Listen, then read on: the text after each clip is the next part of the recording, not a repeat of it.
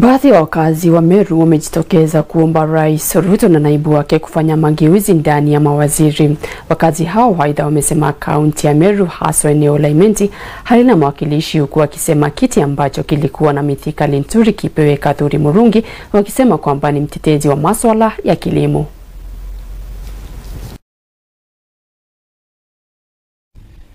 Bwana Rais na naibu wako, tunakuomba zaidi kama unataka si tukupende na tukupe kila kitu, twakuomba upe huyu kijana wetu Kadhuri Murungi ambaye ni senator currently aweze kuwa CS na awe CS wa agriculture, kwa sababu hiyo portfolio ndio tulikuwa tunayo. Nasema hivyo nikiwa mzee, kama vile mnaniona mimi mzee.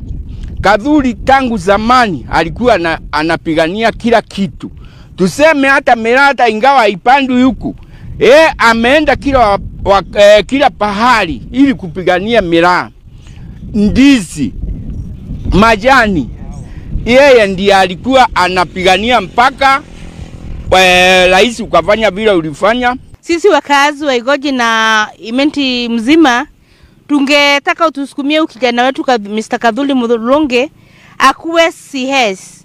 Ukitusaidia huyu kijana yetu Mr. Kadhuri, kama angeweza kusukuma hata pesa ya maziwa iongezeke na chakula ya ng'ombe ilundi chini, hiyo kitu ya tusaidia sana.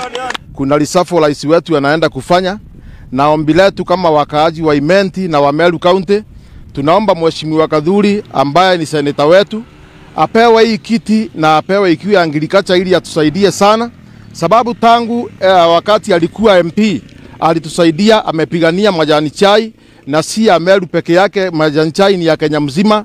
Miraa amepigania, hata saa hii ni agent wa kuchangia sana ukulima wa miraa. Mambo mengi amefanya, na hata kahawa, mandizi zetu amechangia sana.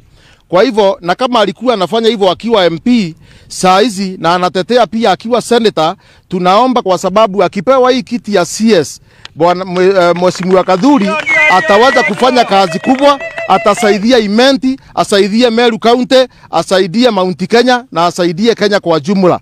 Kiti ya CS ambayo nayo ilikuwa na Linturi ulichukua wakati Gen Z waleta shida, hata ni sisi Gen Z, lakini sasa tuko na wewe Mheshimiwa Ruto. Tutakusikiza kwa sababu wewe ndio kiongozi.